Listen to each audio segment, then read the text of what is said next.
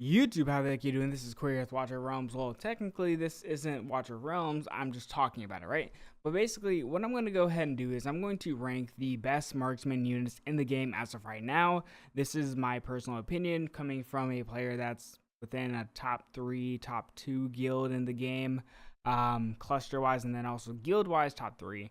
And I've just played the game a lot. I've seen all the different strategies for different PvE content, so I'm very much in the know, at least I'd like to think, right? So I'm just going to go ahead and start off from like where the thing begins and then go from there. So honestly speaking, I'm going to put Allora in like the very strong. Actually, she's probably just going to be in the strong category. The reason for that is because as of right now, she is not super meta when it comes to like arena or for guild v guild or for boss content necessarily. Her main saving grace, as to why I even go ahead and put her in the strong category, is because she is really relevant when it comes down to that gear A3, especially if you're looking for like 320, 322, 323, 324. She's definitely one of those premier units that you want to use on the right side. So that is why she goes into the strong category. Now, this is debatable, but I'm just going to go ahead and put Lady Alexandras best in class. As it currently stands, I just think she's disgusting. Reason being is because she is definitely guild relevant. She is also very relevant in arena. She's incredibly not irrelevant. She's incredibly relevant for the Mother of Crows codex as well. She's relevant for obviously Gear A3 as well. Her main kind of like downside is that she's not super relevant for like boss content. So when I say that, I'm specifically referring to like your Abyss teams. You're not going to really use her.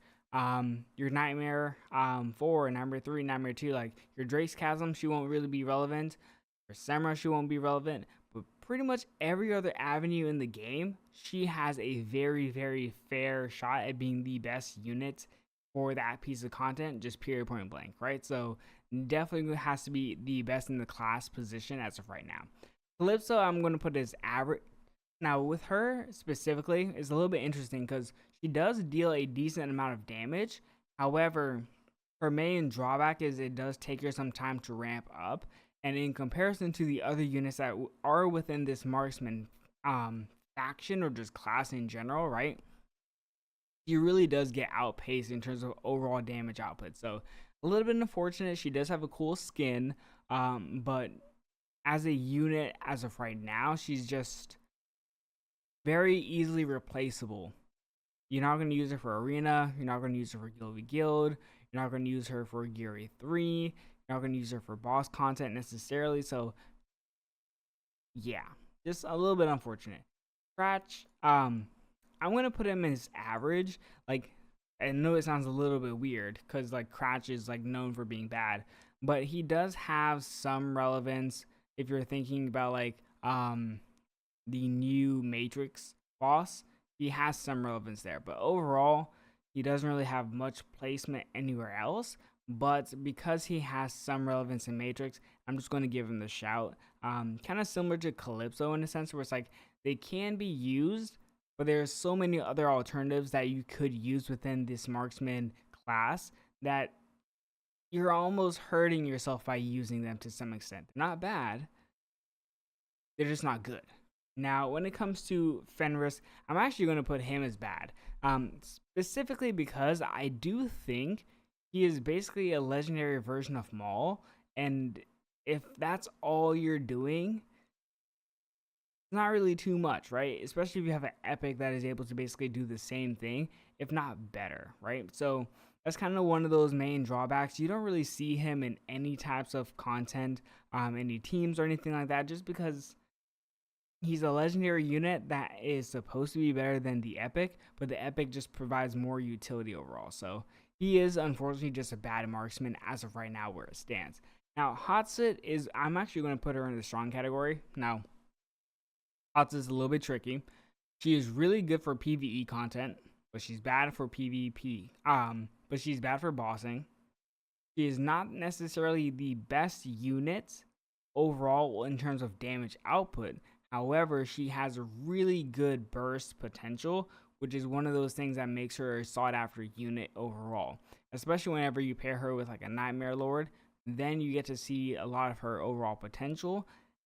But one of her main drawbacks is she doesn't have significant range compared to other marksmen, especially whenever you think about the fact that some can be used with the piercer comps.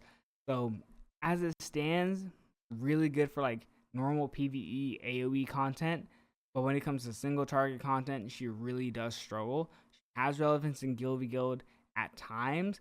However, she's never the winning focal point of a Guild v Guild team. She is primarily just used as a slot to fill up and an insurance policy overall. So she's a strong unit. She's definitely not bad. She's obviously a strong unit. Now, Hex is going to be in that very strong category. I think it's impossible to think of Hex and not put him in very strong.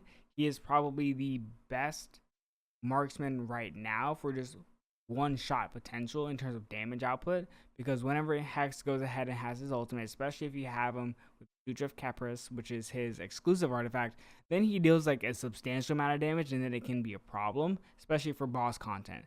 Now, when it comes to AoE content, he is definitely not relevant, but you're really going to use Hex for like your matrices. Well, maybe not matrix, but specifically like Abyss, he has some use. For Semra, he has use. For Drake's Chasm, he has use. For Gear 3, he has use. He doesn't have use for Guild v Guild, but that's fine. Just overall, his damage output is one of those things that kind of catapults him into a very strong category in comparison to the other units. I definitely think it's a fair position for him. Now, Yovar is going to be a little bit interesting because Yovar is a Lord. However, I don't think Yovar as a unit is God tier. Like I don't necessarily think he is in that bucket per se. I think he has some really, really good usage, but I wouldn't put him in the God tier. Because as it currently stands, he doesn't deal the most damage overall for the team. He is relevant because of his Lord bonus. I wouldn't necessarily go ahead and put him as like a God tier. Yovar is outclassed in terms of single target DPS by a lot of these very strong units that are going to be in this faction. So it just kind of depends, genuinely speaking. He's not going to win you the game per se. Now, Kai is going to be average. Kai is really good at very, very, very specific things. So if you're looking for like a one-shot in arena to go ahead and take out a wave for AoE arena, he can be your guy for sure. If you're looking for a one-shot in Matrix, for example, he can be your guy. However, in terms of overall consistent damage output, he's definitely not even that relevant. There are other units that are able to provide you with a decent nuke on a more consistent basis in comparison to Kai. So he's average. His main thing is just AoE content. That's where he kind of stands. Lucius is going to also be, in my opinion, he's kind of like, he's in an interesting spot. Actually, he might just go to average. Actually, niche. Niche makes the most sense because Lucius has the ability to be really good or really bad. It really just depends.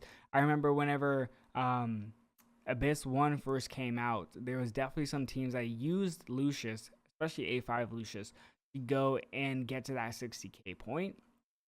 But as it stands, one of his main drawbacks is having to juggle between the demon stance and then his normal stance. If you're able to get the demon stance on a consistent basis, then it's really good. If you're not able to get it, then it's, you know, your damage output is significantly reduced if you're not able to leverage that. So he's definitely a niche unit for sure. I'm going to put Lynx as bad. I have seen Lynx once in Guild v Guild. But beyond that, I would honestly forget that Lynx exists. Even whenever I was making this tier list, I had to like write down the fact that Lynx exists because I don't see them ever. Unfortunately, they do provide Winter's Bite, which is a good thing. But the unfortunate part is you just don't really see them as a damage dealer. And if you're looking to use a marksman for CC, you have other units that are more accessible. And secondly, you don't want to use a DPS for CC. It just feels bad overall. So I definitely don't think they're that relevant. Micah is an interesting position. I'm going to put Micah as an average unit. Primarily is supposed to be the alternative to Cetrum at the time in which she was released. She has some use for sure, but genuinely speaking, outside of her Breaks Chasm kind of debut and specialization, she really isn't that relevant for any other form of content as it stands. Nyx, I'm going to put in the strong category. Nyx, especially A5 Nyx, can be a huge menace, especially because she can be used in the Pelagios Codex. She can be used in Anti-Air Arena to some degree.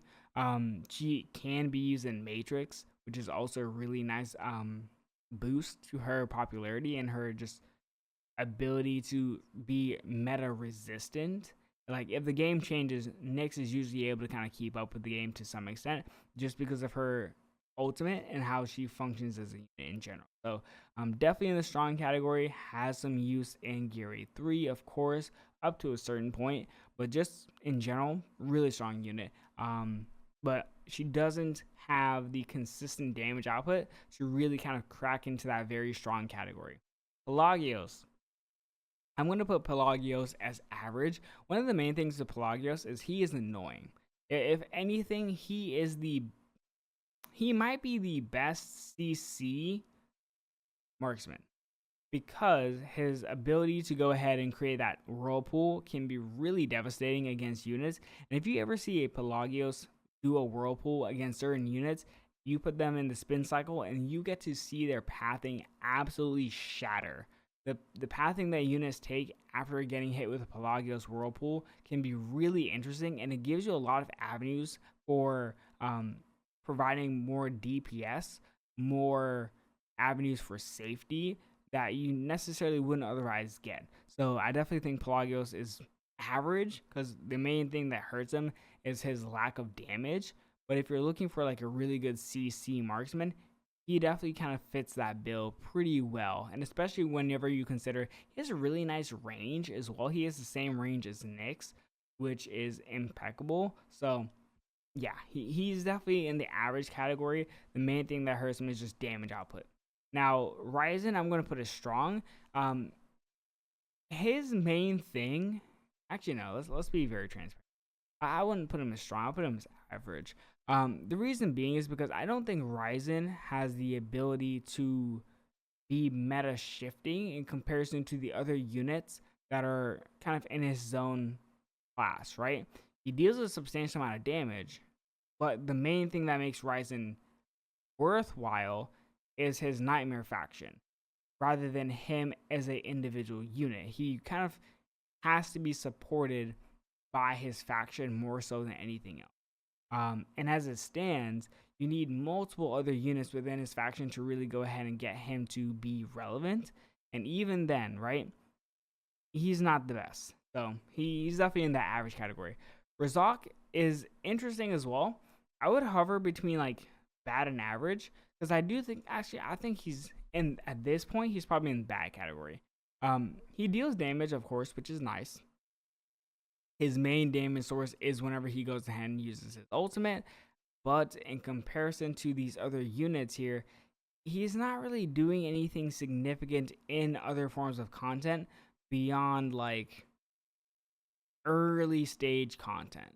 Once you get to like the 21s and things like this for gear raids or just any other form of content in general as of recent, he really does get overshadowed, and it's a little bit unfortunate because he's one of the earlier units in the game, and it kind of shows whenever you start to think about the new content and where Rzok currently fits. Kind of seems like the game has left him to some extent. Sargak is going to be very strong. I don't care what anybody says, an A3 Sargak, A5 Sargak, A1 Sargak, A0 Sargak can be a menace. The main thing with Sargak is you're not going to necessarily use him for PvE content as much, especially if the PvE content has the ability to do AoE damage, because it kind of counteracts one of the main things that you're looking for. You want your Sargak to basically be at 1 HP. Because at 1 HP, he's dealing a significant amount of damage, and he's putting everything else at 1 HP, which is kind of nice. But you really need to kind of play around it. So for things like Gilby Guild, he's definitely relevant. For things like Arena, where you can avoid him being hit, he's definitely relevant. But in any other circumstance, he's not that good. But because he is so good at what he does, I think it's almost insane to not put him in the very strong category. Same thing for Cetrum, but Cetrum's a little bit more nuanced. I would say Cetrum is in the average category. Now, as it stands, in the past, Cetrum used to be godlike. Cetrum used to be incredibly useful as a unit. However, in a similar case to Rzok, I think the game has kind of left him to some extent. Cetrum is not going to be your main damage dealer in a team. It's probably going to be Hex, for example, if you're doing him for like you're using him for boss content. But in general, Cetrum's main focus nowadays is really looking at Codex, the Styx Codex, where you have to have like multiple hits, kind of where he dominates nowadays. And even then, there are other units that have overshadowed him and kind of outshine him, even in that form of content that he used to reign supreme in. So he has fallen by the wayside quite a bit. Now, Silas is going to be very strong. Silas is another one of those units that just seems to be a little bit meta resilient. Like, no matter what, as long as Silas is bonded. And that is a huge ask. I get that. Because you can't guarantee what units you pull, especially if you're a new player. Totally makes sense, right?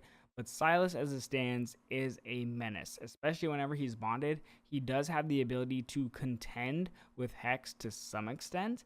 However, once you start getting Hex into like the A5 territory with a maxed out Sutra, yeah, Silas can't compete. But for a very vast amount of time, Silas is able to compete with probably the #1 pound for pound damage dealer in the Marksmen faction. So that's the good thing. Now Sethra is god tier. Everything that Sargat can do, Sethra can do better. If anything, I feel like the best way to go ahead and describe Sethra is literally Lady Alexandra meets Sargak. Now it's important to note it's not like the best parts of Lady Alexandra and the best parts of Sargak. It's kind of like culmination of the two with some degree of variance, right? Sethra is really, really just good at providing a substantial amount of damage in a really quick time period from a very safe distance. One of the main things that you'll see with Sethra is she's going to dominate single target arena. She's going to dominate Guild v Guild. If you ever see her, if you ever go against her, it is the worst feeling to go against. You just get nuked, right? So as it stands, the reason why I put her in god tier is just because I think she has the ability to be such a key focal point for PvP content that you kind of have to acknowledge her strength. She might not shine in PvE content, but because she is just so dominant in the PvP side of things, she definitely has a fair shot at being god tier. And honestly speaking, you could argue that Hex does have a fair shot as well. However, I think there's a little bit of a separation because with Hex, you need a couple of things. Like, you really do need his Sutra of Capris to get him to a very strong position. With Sethra, you just need to have her. Once you have her, you're good. So that's the difference there. Now, Talon, I'm going to put as average because no one ever uses Talon for marksman purposes. Talon is mainly used for the ground form. So that's the difference. Now, Allora. You can argue whether she is a marksman or not. However, it kind of looks like she has a bow, so, or whatever. She throws something. So in my opinion, she's god tier. If you're new to the game, okay, I can understand if you don't know like why Allora is broken. You play the game, been around, you know that Allora is really reminiscent of like, if you're an old player, very reminiscent of like old school Boreas before the nerf, oppressive, and like A3 Ingrid whenever Ingrid first came out into the game, oppressive, right? So Allora can be used quite literally anywhere. She's just god tier. And honestly, you can even argue that she could be best in class, but because she's not a pure piercer or a pure marksman, I should say, I can't necessarily put her as best in class. Because she has the ability to be on the ground. So that's the degree of variation there. Now, Vorn is going to be in the strong category. Vorn is really good for Abyss, and he's also really good for Titanic Ruins. However, for other forms of content, he doesn't really have a substantial place. So I'm really just going to kind of keep him where he is in that strong category. Great for shield break, great damage output. However, a little bit gated by the fact that you need other units adjacent to him to get the full benefits of having him on your team. And then finally, I would go ahead and say Yuri is also going to be a strong unit. Now, Yuri is going to be used primarily for arena. However, any other form of content, you're not necessarily going to see her. It's just a little bit unfortunate because she has a really cool design. But overall, her main benefit is just being able to quickly dispatch of multiple units in a quick succession with her ultimate. Outside of her ultimate, she kind of does lack in terms of overall damage output. But as it stands, I would say this is probably the tier list as of right now, excluding the new units from the Dracula collaboration. So there we have it.